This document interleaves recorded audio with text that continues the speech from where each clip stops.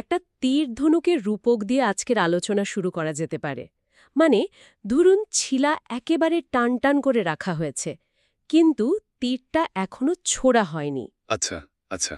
সেখানে কিন্তু এক বিপুল শক্তি সঞ্চিত হয়ে আছে, অথচ বাইরের দিক থেকে দেখলে পুরো ব্যবস্থাটি একেবারে স্থির।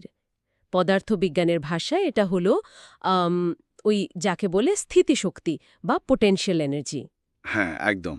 আর যেই মাত্রা সেই টানটান ছিলা থেকে তীরটা সামনের দিকে ছুটে গেল, তার সাথে সাথে রূপান্তরিত হল গতিশক্তি বা কাইনেটিক এনার্জিতে।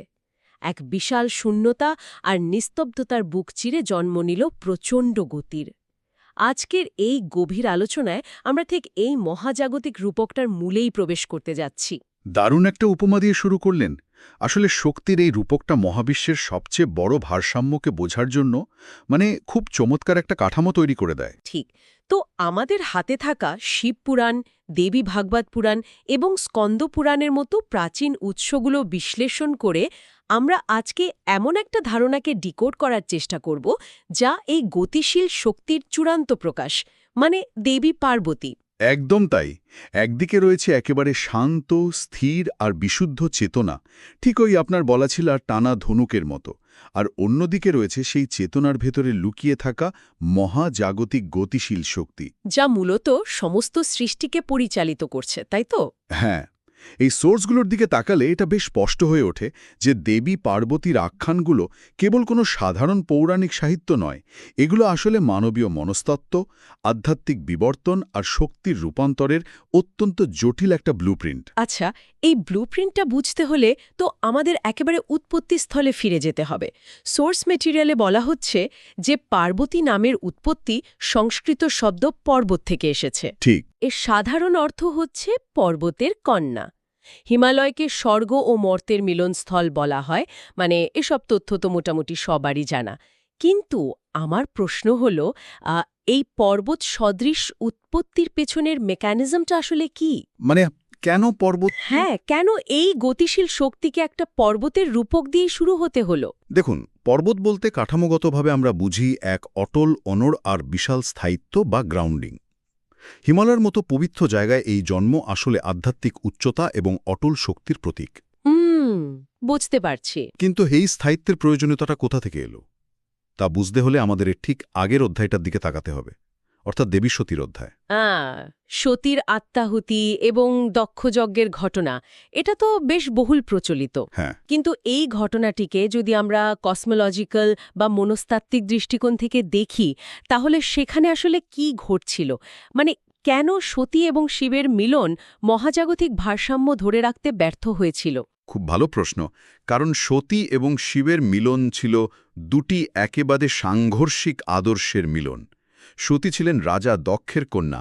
এখানে দক্ষ কেবল একজন রাজা নন, তিনি হলেন অহংকার, সামাজিক কাঠামো, নিয়ম এবং কন্ডিশনিংয়ের প্রতীক। ও আচ্ছা। আর শিব?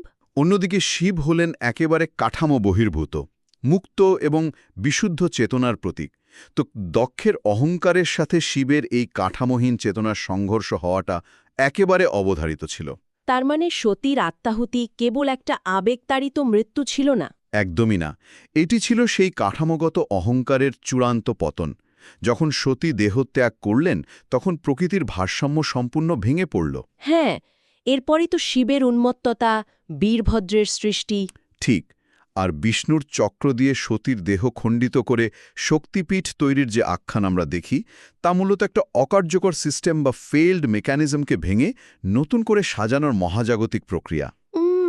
তার মানে সতী ছিলেন এমন একটা শক্তি যার ভিত্তি ছিল অহংকার বা সামাজিক কাঠামোর ওপর নির্ভরশীল, আর তাই সেটা টেকসই ছিল না। ঠিক ধরেছেন। সেই অকার্যকর সিস্টেমকে রিসেট করার জন্যই মূলত পার্বতীর জন্ম, যার ভিত্তি হল পর্বতের মতো অটল এবং অহংকার মুক্ত। কিন্তু এখানে একটা বড়সড় লজিক্যাল গ্যাপ মনে হচ্ছে আমার। কিরকম? শিব তো ততদিনে চরম বৈরাগ্যে চলে গেছেন, তিনি সম্পূর্ণ নিষ্ক্রিয়, ধ্যানে মগ্ন। তাহলে এই নতুন গতিশক্তি মানে পার্বতী কিভাবে সেই নিষ্ক্রিয় চেতনাকে আবার সক্রিয় করলেন? এখানেই আসলে ওই তপস্যা বা এক্সট্রিম এন্ডুরেন্সের ধারণাটি আসে। আধুনিক মনস্তত্ত্বে যাকে ফোকাস বা লেজার শার্প কনসেন্ট্রেশন বলা যায়, পার্বতীর তপস্যা ছিল তার চেয়েও বহুগুণ শক্তিশালী। মানে বছরের পর বছর শুধু ধ্যান করা? হ্যাঁ, হিন্দু দর্শনে শিব এবং শক্তির সম্পর্কটি অনেকটা থার্মোডাইনামিক্সের সূত্রের মতোই কাজ করে। শক্তি ছাড়া শিব হলেন সম্পূর্ণ নিষ্ক্রিয়, শিব হলেন সেই বিশুদ্ধ চেতনা, আর পার্বতী হলেন গতিশীল ঐশ্বরিক শক্তি। শিবকে জাগ্রত করতে হলে বাইরের কোনো উদ্দীপনা বা শর্টকাট কাজ করবে না। যে কারণে দেবতারা যখন শর্টকাট খুঁজতে গিয়ে কামদেবকে পাঠিয়েছিলেন শিবের ধ্যান ভাঙাতে, তখন শিব তাকে ভস্ম করে দিলেন। একদম ঠিক। কারণ এক্সটার্নাল স্টিমুলাস বা বাইরের কামনা দিয়ে বিশুদ্ধ চেতনাকে কোনোভাবেই ম্যানিপুলেট করা যায় না। দারুণ! মহাজাগতিক চেতনাকে তাহলে কেবল ভেতর থেকেই মেলাতে হয়। হ্যাঁ, নিজস্ব স্পন্দন বা ফ্রিকোয়েন্সি দিয়ে। পার্বতী যখন বছরের পর বছর রোদ বৃষ্টি সহ্য করে অন্য জল ত্যাগ করে ধ্যানে মগ্ন হলেন, তিনি মূলত নিজের শক্তির ফ্রিকোয়েন্সিকে শিবের বিশুদ্ধ চেতনার ফ্রিকোয়েন্সির সাথে সিঙ্ক বা সুসংগত করছিলেন। ওয়াও! যখন সেই অনুরণন বা রেজোনেন্স তৈরি হল, কেবল তখনই শিব তাকে গ্রহণ করলেন। আর এই দুয়ের চূড়ান্ত রেজোনেন্সেরই প্রকাশ হল অর্ধনারীশ্বর রূপ। অর্ধনারীশ্বর মানে অর্ধেক শিব এবং অর্ধেক পার্বতী। নারী এবং পুরুষের এই সমতার বিষয়টা সত্যিই খুব আকর্ষণীয়। হ্যাঁ, কিন্তু আমি যদি একটু ভিন্ন দৃষ্টিকোণ থেকে দেখি, মানে এই সমতা তো শুধু জেন্ডার ইকুয়ালিটির মধ্যে সীমাবদ্ধ নয়, তাই না? এটা কি মহাজাগতিক দ্বৈততার একটা সমাধান? ঠিক বলেছেন। এটি নারী ও পুরুষের সমতার চেয়েও অনেক গভীর কিছু। এটি হল সৃষ্টি এবং ধ্বংস, ধ্যান এবং কর্ম, বৈরাগ্য এবং মায়া, এই সব কিছুর নিখুঁত ভারসাম্য। ব্যাপারটা অনেকটা কার্ল ইয়ুংয়ের মনস্তাত্ত্বিক মডেলের মতো লাগছে। একদম। কার্ল ইয়ুং, যাকে অ্যানিমা এবং অ্যানিমাস বলেছেন, মানুষের ভেতরের পুরুষালী ও নারীসুলভ সত্তার যে মিলন, অর্ধনারীশ্বর হল সেই একই ধারণার এক প্রাচীন ও মহাজাগতিক রূপ। যখন এই দুই সত্তা পুরোপুরি সামঞ্জস্যপূর্ণ হয়, তখনই সৃষ্টিশীলতা তার সর্বোচ্চ স্তরে পৌঁছায়। এই সৃষ্টিশীলতার কথা বলতে গিয়েই আমরা পার্বতীর একটা সম্পূর্ণ ভিন্ন রূপে প্রবেশ করি। মানে এতক্ষণ দেখলাম এক তপস্বিনীতি, যিনি অটল ধৈর্যের প্রতীক। হ্যাঁ, কিন্তু এরপরই দেখা যায় তিনি হয়ে ওঠেন এক মমতাময়ী মা, আবার প্রয়োজনে প্রলয়ঙ্করী যোদ্ধা। এই ট্রানজিশন বা রূপান্তরটা কিভাবে ঘটে? এটা খুব ইন্টারেস্টিং। হ্যাঁ, কারণ যে মা স্নানের সময় নিজের শরীরের চন্দন প্রলেপ থেকে গণেশকে সৃষ্টি করেন এবং তার সুরক্ষার জন্য স্বয়ং শিবের সাথেও দ্বন্দ্বে জড়িয়ে পড়েন, সেই একই শক্তি কিভাবে এত ধ্বংসাত্মক রূপে রূপান্তরিত হতে পারে? দেখুন, কারণ প্রকৃতি বা শক্তির বৈশিষ্ট্যই হল সে যা সৃষ্টি করে তা রক্ষা করার জন্য সে যে কোনো চূড়ান্ত সীমায় যেতে পারে। আচ্ছা। শিব যখন গণেশকে চিনতে না পেরে শিরচ্ছেদ করলেন, তখন পার্বতীর যে ক্রোধ তৈরি হয়েছিল তা পুরো বিশ্বব্রহ্মাণ্ড ধ্বংস করে দেওয়ার মতো শক্তিশালী ছিল। এটি হল protective kinetic energy. Protective kinetic energy শব্দবন্ধটা দারুণ। আবার দেখুন, তারকাসুর বধের মতো মহাজাগতিক সংকট সমাধানের জন্যই জন্ম হল কার্তিকেয়। অর্থাৎ শক্তি কেবল জন্মই দেয় না, সে প্রয়োজন অনুযায়ী প্রতিরোধের মেকানিজমও তৈরি করে। প্রতিরোধের মেকানিজম, কিন্তু এই শক্তি তো আবার পুষ্টিরও মেকানিজম, তাই না? সোর্স মেটেরিয়ালে থাকা অন্নপূর্ণা রূপের ঘটনাটি এখানে বেশ প্রাসঙ্গিক মনে হচ্ছে। হ্যাঁ, অন্নপূর্ণা রক্ষণটা খুবই গুরুত্বপূর্ণ। একবার শিব নাকি পুরো জগৎকে মায়া বা বিভ্রম বলে দাবি করেছিলেন, যার ফলে পার্বতী অন্তর্ধান করেন। এটি একটি ক্লাসিক কনফ্লিক্ট। শিবের অবস্থান ছিল একজন চূড়ান্ত বৈরাগীর। তার কাছে বস্তুগত জগতের কোনো মূল্যই ছিল না। কিন্তু পার্বতী তো প্রকৃতির প্রতীক। ঠিক। তিনি শিবকে একটা অত্যন্ত গুরুত্বপূর্ণ ফিলোসফিক্যাল লেসন দিতে চাইলেন, যে বস্তুগত পুষ্টি ছাড়া কোনো চেতনারই অস্তিত্ব টিকে থাকতে পারে না। শক্তির অনুপস্থিতিতে পুরো বিশ্বে যে ভয়াবহ দুর্ভিক্ষ দেখা দিল, তা প্রমাণ করল যে মেটেরিয়াল রিয়ালিটি বা বস্তুগত জগৎ কেবল বিভ্রম নয়। মানে স্পিরিচুয়াল রিয়েলিটির মতো এটাও সমান গুরুত্বপূর্ণ। ঠিক তাই। এরপরই পার্বতী অন্নপূর্ণারূপে ফিরে এসে বিশ্বকে খাদ্যের যোগান দিলেন। কিন্তু এখানেই তো একটা বড়সড় কন্ট্রাডিকশন তৈরি হচ্ছে। কেমন কন্ট্রাডিকশন? মানে যিনি অন্নপূর্ণা হয়ে জগৎকে খাওয়ান, যিনি দুর্গা হয়ে দেবতাদের রক্ষা করেন, তিনি আবার খুলির মালা পরা প্রলয়ঙ্করী কালী হতে পারেন কিভাবে? বুঝতে পেরেছি। একটা কয়েনের দুটো এত ভিন্ন পিঠ কিভাবে একই সাথে অবস্থান করে? কালীর রূপ তো রীতিমতো ভয়ঙ্কর, গলায় খুলির মালা, হাতে রক্তমাখা অস্ত্র। সাধারণ দৃষ্টিতে দেখলে তো এটা সির্ফ ধ্বংসযোগ্য বা কসমিক নিহেলিজম মনে হতে পারে। হ্যাঁ, সাধারণ দৃষ্টিতে এটা নিহিলিজম বা শূন্যবাদ মনে হলেও বৃহত্তর প্রেক্ষাপটে এটি আসলে চূড়ান্ত মুক্তি বা লিবারেশন। কালীর এই ধ্বংসাত্মক রূপ কিন্তু কেবল বাইরের রাক্ষস বা অসুরদের জন্য নয়। তাহলে এই রূপটি মানুষের ভেতরের সবচেয়ে বড় শত্রু, মানে ইগো বা অহংকার এবং অজ্ঞাতা ধ্বংস করার প্রতীক। কিন্তু ইগো ধ্বংস করার জন্য এত ভয়ঙ্কর রূপের প্রয়োজন কেন? এই ধ্বংসের মধ্যে দিয়ে আধ্যাত্মিক বিকাশ কিভাবে সম্ভব? কারণ ইগো হল মানুষের সবচেয়ে শক্ত আবরণ। আমরা সাধারণত আমাদের শরীর, আমাদের পদবি, আমাদের অর্জন এগুলোকেই আমাদের অস্তিত্ব বলে মনে করি, তাই না? হ্যাঁ, খুব স্বাভাবিকভাবেই। কিন্তু আধ্যাত্মিক পথে হাঁটতে গেলে এই আমি নামক খণ্ডিত সত্তার মৃত্যু হওয়াটা সবচেয়ে জরুরি। কালীর গলার ওই খুলির মালাগুলো আসলে মানুষের সেই মারা যাওয়া ইগোর প্রতীক। ও আচ্ছা, তার মানে তিনি অন্ধকারকে ধ্বংস করেন যাতে নতুন আলোর জন্ম হতে পারে। একদম ঠিক। তিনি অহংকারকে ছিন্নভিন্ন করে দেন, যাতে আমরা আমাদের আসল অসীম সত্তাকে চিনতে পারি। ভয়ঙ্কর রূপের আড়ালেও তিনি মূলত একজন মা, যিনি তার সন্তানকে জাগতিক মোহ আর ভয় থেকে মুক্ত করেন। এই ইগো ধ্বংসের মেকানিজমটা বুঝতে পারলে দেবীর হাতের অস্ত্রগুলোর প্রতীকী অর্থও তো বেশ পরিষ্কার হয়ে যায়। হ্যাঁ, অবশ্যই। সোর্স মেটেরিয়ালে দেবীর হাতে থাকা বিভিন্ন অস্ত্রের কথা বলা হয়েছে। আমরা জানি মহিষাসুর বধের সময়ে দেবতারা তাদের নিজ নিজ অস্ত্র দুর্গাকে দিয়েছিলেন। হুম কিন্তু কেন? মানে দেবতাদের নিজস্ব শক্তি একত্রিত করে একটি নারী রূপের হাতে তুলে দেওয়ার পেছনের কারণটা কি? এটি অত্যন্ত তাৎপর্যপূর্ণ একটা প্রশ্ন। দেখুন, পুরুষ দেবতারা এখানে মহাবিশ্বের খণ্ডিত এবং বিক্ষিপ্ত শক্তির প্রতীক। মহিষাসুর এমন এক ধরনের অহংকার বা অন্ধকারের প্রতীক, যাকে কোনো একক বা খণ্ডিত শক্তি দিয়ে পরাজিত করা সম্ভব নয়। বুঝতে পারছি। যখন সমস্ত দেবতারা তাদের শক্তি এবং অস্ত্র একত্রিত করে দেবী দুর্গাকে দিলেন, তখন মূলত মহাবিশ্বের সমস্ত বিক্ষিপ্ত শক্তি একটিমাত্র ফোকাসড, সুসংহত নারী শক্তিতে রূপান্তরিত হল। তার মানে এই অস্ত্রগুলো কেবল যুদ্ধের সরঞ্জাম নয়। একেবারেই নয়। এগুলো হলো নেতিবাচকতা ও অহংবোধের বিরুদ্ধে লড়াই করার নির্দিষ্ট মনস্তাত্ত্বিক এবং আধ্যাত্মিক হাতিয়ার। যেমন ত্রিশূল, তলোয়ার বা চক্র। এগুলো তো আমাদের ভেতরের অন্ধকারের সাথে লড়াই করারই একটা টুল। ঠিক। কিন্তু খেয়াল করার মতো বিষয় হলো, এতগুলো ধ্বংসাত্মক অস্ত্রের ভিড়েও দেবীর এক হাতে কিন্তু থাকে একটা পদ্মফুল। দারুণ পয়েন্ট তুলেছেন। পদ্ম হল কাদা বা পঙ্কিলুচা থেকে জন্ম নেয়া চূড়ান্ত পবিত্রতার প্রতীক। এটি শেখায় যে ইগো এবং নেতিবাচকতার বিরুদ্ধে এই ভয়ঙ্কর লড়াইয়ের ভেতরে থেকেও কিভাবে নিজের ভেতরে শান্তি এবং পবিত্রতাকে অক্ষুণ্ণ রাখতে হয়। আর তার লাল পোশাক। লাল পোশাক হল সেই সক্রিয় শক্তির প্রতীক, যা কখনো থেমে থাকে না। তাহলে এই যে ভেতরের ইগো ধ্বংস করা আর আধ্যাত্মিক পবিত্রতা অর্জন করা, এই পুরো জর্নিটা কি হঠাৎ করেই হয়ে যায়?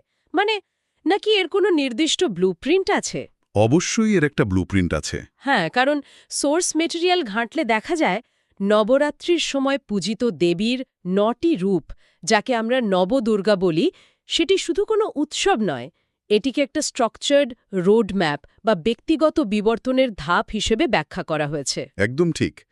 নবদুর্গার ধারণাটি মূলত একজন সাধকের আধ্যাত্মিক বিকাশের একটি সুনির্দিষ্ট স্তর। এটি কোনো র্যান্ডম তালিকা নয়। আচ্ছা। এটি মানুষের চেতনার নিচ থেকে ধাপে ধাপে ওপরে ওঠার এক নিখুঁত কগনিটিভ মডেল। তাহলে এই ধাপগুলো কিভাবে কাজ করে? মানে প্রথম স্তরটি তো হল শৈলপুত্রী, এর মানে কি? শৈলপুত্রী হলেন পর্বতের কন্যা। অবশ্যই। আধ্যাত্মিক যাত্রায় একে মূলাধার চক্রের সাথে তুলনা করা যায়। যে কোনো জার্নি শুরু করার আগে একটা শক্ত ভিত্তি বা স্থায়িত্বের প্রয়োজন হয়। শৈলপুত্রী সেই গ্রাউন্ডিং বা স্থায়িত্ব প্রদান করেন। ভিত্তি শক্ত হওয়ার পর নিশ্চয়ই পরের ধাপে যাওয়ার পালা। হ্যাঁ, ভিত্তি শক্ত হওয়ার পর আসে দ্বিতীয় স্তর, ব্রহ্মচারিণী। এই স্তরে একজন সাধককে চরম শৃঙ্খলা, তপস্যা এবং ফোকাস কাল্টিভেট করতে হয়। স্থায়িত্ব এবং শৃঙ্খলার পর তাহলে মনকে প্রস্তুত করার পালা, তাই না? এরপরই আসে চন্দ্রঘণ্টা রূপ। ঠিক। চন্দ্রঘণ্টার রূপটি হল ফোকাস এবং সতর্কতার প্রতীক। ঘণ্টার ধ্বনি যেমন মন থেকে সমস্ত অপ্রয়োজনীয় চিন্তাকে দূর করে দেয়, তেমনি এই স্তরে সাধকের মন সমস্ত বিক্ষিপ্ততা থেকে মুক্ত হয়ে চূড়ান্ত ফোকাসড হয়। দারুণ। আর চতুর্থ রূপ? এরপর চতুর্থ রূপটি হল কুষ্মাণ্ডা। তিনি হলেন মহাজাগতিক ডিম্বাণু বা শক্তির উৎস। যিনি ভেতরের তাপ ও আলো উৎপন্ন করেন। তার মানে ফিজিক্যাল ডিসিপ্লিন থেকে আমরা এখন মেন্টাল এবং কসমিক এক্সপ্যানশনের দিকে এগোচ্ছি। একেবারে সঠিক পর্যবেক্ষণ। ভেতরের এই আলো উৎপন্ন হওয়ার পর পঞ্চম স্তরে আসেন স্কুন্দমাতা। এটি হলো সেই মাতৃত্ব বা নার্চারিং পর্যায়, যেখানে সাধক নিজের ভেতরের শক্তিকে লালন করতে শেখেন। তারপর এরপরেই আসে সবচেয়ে ক্রুশিয়াল ফেজ, কাত্যায়নী। এটি হলো ওয়ারিয়ার বা যোদ্ধা পর্যায়। সাধককে এখন নিজের ভেতরের লুক্কায়িত অসুর বা ডার্কনেসগুলোর মুখোমুখি হতে হয় এবং তাদের সাথে রীতিমতো যুদ্ধ করতে হয়। আর এই যুদ্ধের চূড়ান্ত পরিণতেই তো সপ্তম রূপ কালরাত্রি, তাই না? যা মূলত সেই কালীর কনসেপ্টের সাথেই মিলে যায়। একদম ঠিক ধরেছেন। কালরাত্রি হল dark night of the soul বা ইগো ডেথের স্তর। এখানে সাধকের পুরনো সমস্ত পরিচয়, অহংকার এবং বিভ্রান্তি সম্পূর্ণভাবে ধ্বংস হয়ে যায়। বাপরে! হ্যাঁ, এটি সবচেয়ে অন্ধকার এবং ভয়ঙ্কর স্তর, কিন্তু এটি পার না হলে প্রকৃত আলোর দেখা মেলে না। আর সেই আলোটাই হল অষ্টম রূপ, মহাগৌরী। সমস্ত অন্ধকার এবং ধ্বংসাবশেষ পেরিয়ে একদম বিশুদ্ধ উজ্জ্বল এক চেতনা। হ্যাঁ, মহাগৌরী হলেন চরম বিশুদ্ধতা এবং প্রশান্তির প্রতীক। আর এই পুরো যাত্রার একদম শেষে নবম স্তরে অবস্থান করছেন সিদ্ধিদাত্রী। তিনি হলেন সেই চূড়ান্ত রূপ, যিনি সাধককে পরম জ্ঞান, সিদ্ধি এবং মহাজাগতিক চেতনার সাথে একীভূত হওয়ার অধিকার দান করেন। অবিশ্বাস্য একটা বিষয় তো খুব স্পষ্টভাবে বেরিয়ে আসে যে দেবী পার্বতী বা তার এই রূপগুলো শুধু ধর্মগ্রন্থের পাতায় আটকে থাকা কোনো মিথোলজিক্যাল ক্যারেক্টার নয়। না, একেবারে না। এগুলো হচ্ছে আসলে আমাদের নিজেদের ভেতরের পোটেনশিয়াল এবং কাইনেটিক এনার্জিকে ব্যালেন্স করার একটা লাইভ ম্যানুয়াল। অবশ্যই। আমাদের সবার ভেতরেই শিবের মতো একটা শান্ত, স্থির চেতনা আছে, আবার পার্বতীর মতো অদম্য, গতিশীল শক্তিও আছে। ঠিক। আধ্যাত্মিকতা মানে শুধু চোখ বন্ধ করে নিষ্ক্রিয় বসে থাকা নয়। যখন স্থির হওয়া প্রয়োজন, তখন শিবের মতো ধ্যানে মগ্ন হওয়া, আর যখন পরিস্থিতি দাবি করবে, তখন দুর্গা বা কালীর মতো সমস্ত ভয় তুচ্ছ করে ভেতরের এবং বাইরের অন্যায়ের বিরুদ্ধে রুখে দাঁড়ানো, এটাই হলো আসল ব্যালেন্স। আর একই সাথে অন্নপূর্ণার মতো নিজের জগৎকে পুষ্টি ও ভালোবাসা দিয়ে টিকিয়ে রাখাও সেই ব্যালেন্সেরই একটা বড় অংশ। একদম তাই। আজকের এই গভীর আলোচনা শেষ করার আগে সোর্স মেটেরিয়ালে থাকা এমন একটা ঘটনার দিকে দৃষ্টি আকর্ষণ করতে চাই, যা পুরো বিষয়টিকে একটা নতুন মাত্রায় নিয়ে যায়। কোন ঘটনাটা? শিবপুরাণের একটা স্বল্পালোচিত অংশে বলা হয়েছে, একবার কৈলাসে দেবী পার্বতী নিছক কৌতুকবশত পিছন থেকে মহাদেব শিবের দুই চোখ নিজের হাত দিয়ে ঢেকে দিয়েছিলেন। হ্যাঁ, এটি অত্যন্ত গভীর একটি মেটাফোর। ঠিক, শিবের চোখ ঢাকা পড়ার সাথে সাথেই পুরো মহাবিশ্ব নিমেষে অন্ধকারে ডুবে গিয়েছিল। কারণ শিব হলেন সেই চূড়ান্ত চেতনা বা আলো, যা সবকিছুকে আলোকিত করে। হ্যাঁ, কিন্তু মজার বিষয় হল, সেই অন্ধকার দূর করার জন্য পার্বতীকে আবার কঠোর তপস্যা করতে হয়েছিল নিজেকে আলো বা অগ্নিরূপে রূপান্তরিত করার জন্য। অর্থাৎ চেতনা যখন অন্ধ হয়ে যায়, তখন শক্তিকেই আলো হয়ে পথ দেখাতে হয়। এটি আমাদের স্মরণ করিয়ে দেয় যে চেতনা এবং শক্তির এই ভারসাম্য কতটা সংবেদনশীল। হ্যাঁ, আর এখানেই যারা শুনছেন তাদের সবার জন্য একটা চিন্তার বিষয় রেখে যাওয়া যেতে পারে। হ্যাঁ, বলুন। মহাজাগতিক স্তরে বিশুদ্ধ চেতনা এবং শক্তির মধ্যে যদি এক মুহূর্তের জন্য ভারসাম্য নষ্ট হয়, তবে পুরো বিশ্বব্রহ্মাণ্ড অন্ধকারে তলিয়ে যায়। তাহলে আমাদের দৈনন্দিন জীবনে যখন আমরা কোনো সচেতনতা ছাড়া কেবল অন্ধভাবে কাজ করে যাই, মানে চেতনা ছাড়া শক্তি, অথবা যখন আমরা কোনো কাজ না করে কেবল নিষ্ক্রিয়ভাবে চিন্তা করতে থাকি, অর্থাৎ শক্তি ছাড়া চেতনা, তখন কি আমরা আমাদের নিজেদের জীবনেও এমন ছোট ছোট অন্ধকার যুগের জন্ম দিচ্ছি না? চেতনা এবং শক্তির এই নিখুঁত ভারসাম্য আমাদের ব্যক্তিগত জীবনে কিভাবে প্রতিনিয়ত কাজ করছে, তা সত্যি একটু ভেবে দেখার মতো একটি বিষয়।